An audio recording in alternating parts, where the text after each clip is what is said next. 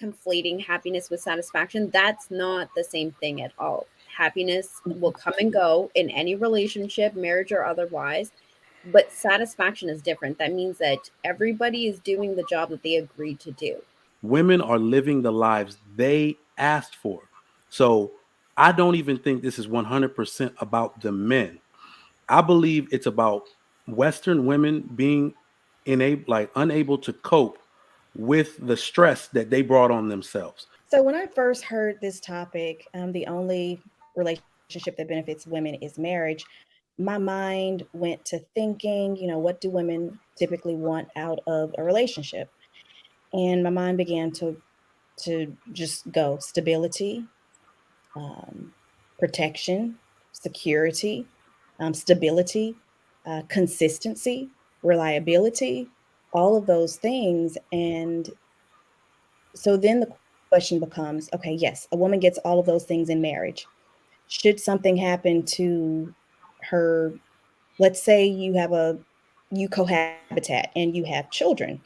If something happens to that the partner, the man, then if there's not a marriage, there are limitations. You're not protected, and there are other things that don't happen for out of that situation. When you talk about marriage, there are additional protections for a woman. The expectation is, of course, under the covenant of marriage, that a man is not going to, and we all know things happen, but the expectation is that a man's going to be faithful, right? You're going to have that sense of loyalty. Um, if you are in a relationship and there's not a marriage, the expectation is a man is not obligated to be committed to that female. So my mind started to think about all of those things, and then I did get on the internet and found an article that was interesting that I do want to share. It says married men are healthier men, but for women, the health benefit of marriage depends on the health of the marriage. Over and over again, studies show that marriage is good for men's health, but for women, the picture has been less clear. Some studies suggest that women need marriage like a fish needs a bicycle. Can you quote That's where that true. came from? Like Are where is we reading It's, that from? I don't know if she's finished. Are you? Is she at least finished? No, but almost. It says that that's true. A new study finds, but only for women who aren't highly satisfied. Women who say their marriages are very satisfying have better heart health, healthier lifestyles, and fewer emotional problems. And this is from Linda C. Gallo, PhD, and colleagues. Women in high quality marriages do benefit from being married. They are less likely to get heart disease in the future. And in terms of emotional distress, satisfied women reported more social support and being less angry, depressed, and anxious. That's why y'all gotta just sit there and let people finish talking. So it according to this, and of course you ask 10 doctors in a room and you make it 10 different opinions. But for this particular article, it really alludes to if a woman is happy or reports that she's in a satisfied marriage, that it's more beneficial. I can see that. And I love that because I think that that goes to what I was saying earlier, that it depends on who it is that you're married to. Are you okay, Cheeky? like what is going on? I was Can just saying, I it's almost as if the kid was right off the first go. It's almost as if I said that. It's can crazy. I Cheeky, Go ahead, you need a though. break from YouTube, I think, today. I'm just kidding. I watched your show No, earlier. I'm just kidding. no, I'm just I'm kidding. good. I'm Um, good. but I would say, and this is not 100% absolute, but I don't think that the so that would mean that I'm looking at a job or other settings or other relationships. So a person can only be happy then if that marriage or that job they're happy in. Is that kind of like the last statement, I guess, or like it makes sense, but I think you can be happy even if, you know, your relationship is on the rocks. I mean, it might not be this to the same level, but I think we get in trouble when we determine our happiness on how well things are going. Well, So I I think think it depends. Well, I think it depends on the partner. I mean, I think there are people who would stress you out. I've seen married couples, she looks stressed. Have you ever met a married couple and the girl just looked like she's stressed as hell out? Like she's aged like 15 years and For it's sure, for sure. so It, I think yeah, yeah. you Go know, ahead. I think it depends on the man. Like you said, I think they're good husbands. I think that people think that everybody they're good. All women are supposed to be wives. All men are supposed to be husbands. Some people are just great at being a husband. Some of them suck at being a husband. Some people are great at being wives. Some suck at being wives, especially when you're with the wrong person. You know, so I do think I kind of agree with what that study says. You know, suggests. I disagree, but I am not going to nitpick this. So I'm going to let other people talk. I'm gonna jump in because Coach K, I hear what you're saying, but I think the wording of the study was really important because happiness wasn't mentioned; it was satisfaction, right? And I I was think replying to Shan, but go ahead. okay, and I'm seeing in the chat too, where like conflating happiness with satisfaction. That's not the same thing at all. Happiness will come and go in any relationship, marriage or otherwise, but satisfaction is different. That means that everybody is doing the job that they agreed to do, right? Like whether you're happy in it, like you were talking about work, not everybody loves going to work every single day. Not And not everybody everyone loves being in a marriage every day, you know? exactly, right? But are you still satisfied with it, right? Like is it still fulfilling? Is it still doing its like what it needs to be doing? And I think that's a different conversation. Like people here being satisfied and they're like, okay, I got to be happy all the time. Right. That's an unrealistic fairy For tale. sure. I mean, it's such a.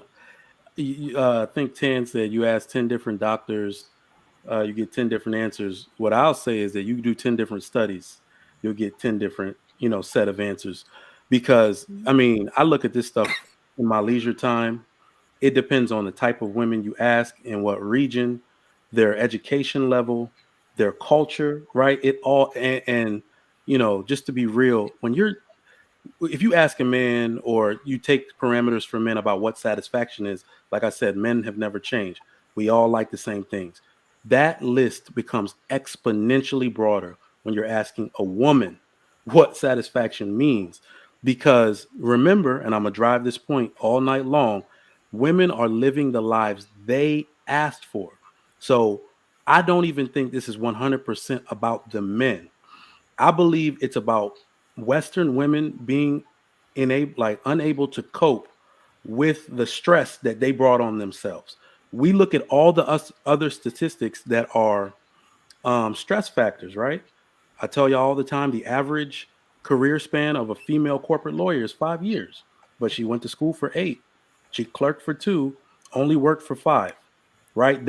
Those are the choices that women made on their own. Then, but they still want marriage and children and can't find a way to cope, and the marriage suffers because of it.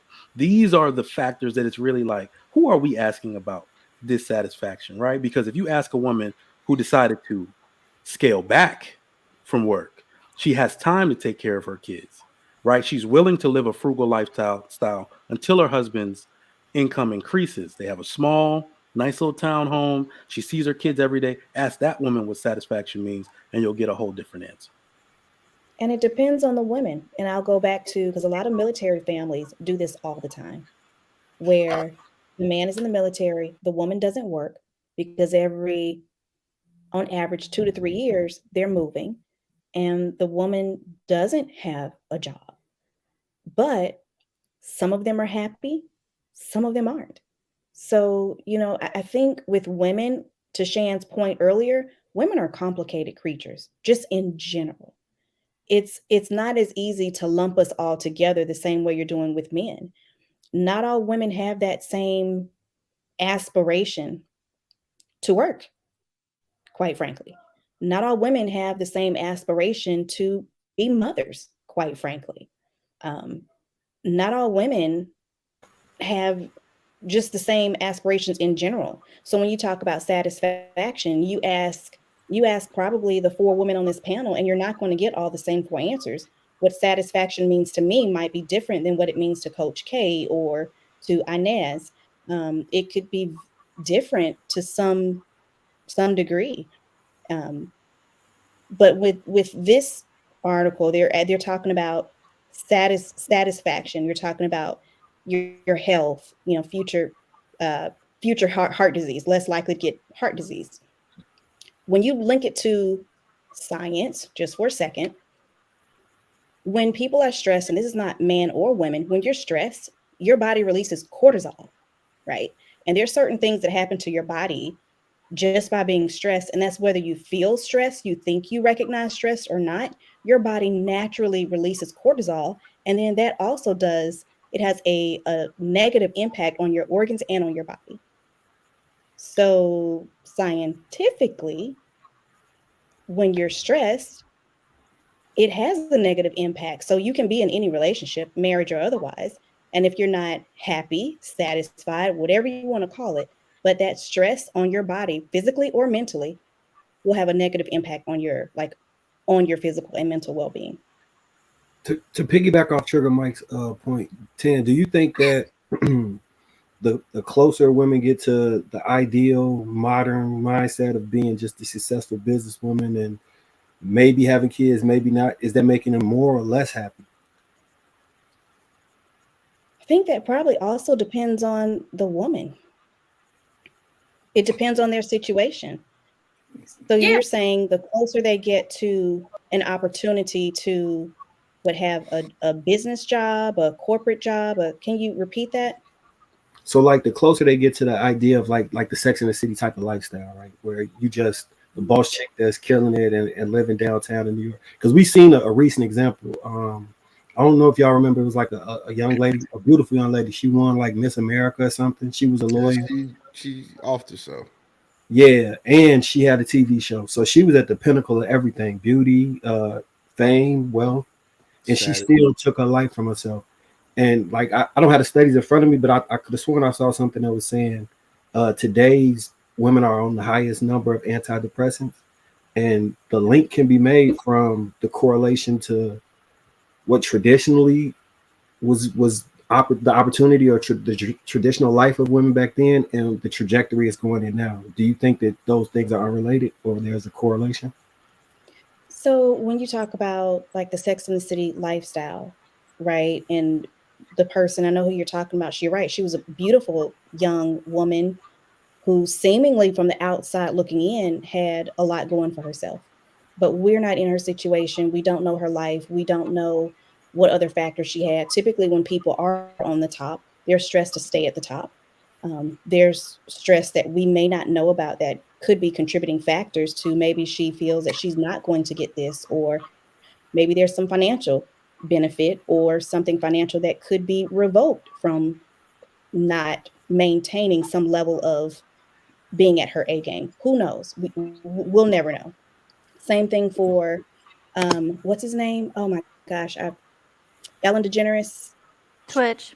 Twitch. Yes, same thing for him. We'll never know. But to your point, the level of anxiety or pressure or stress with being at the top, sure, of course, there's always some level of stress. Maybe the average person, for people who aspire to be a celebrity or to be famous, once you get to that level, of course, there's always stress. There's additional stress that comes with it. There's always some sort of, you always want to be better.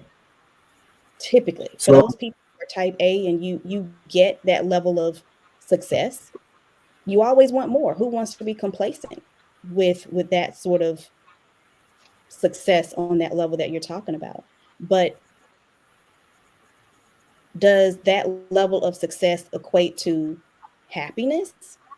And I don't know that doesn't always equate. You can become successful career wise, but that doesn't equal happiness, not necessarily. so if like this is anecdotal, but if I speak to like the women in my family or mothers that I know, they will say they get a lot of purpose in life and joy from being, that nurturing mother role. And the further we move towards that, the Sex and the City pinnacle of whatever modern womanhood would be, the further away from that we get. So I'm wondering if do ladies see any correlation between that, or you just think it just depends. I think it just I, depends, right?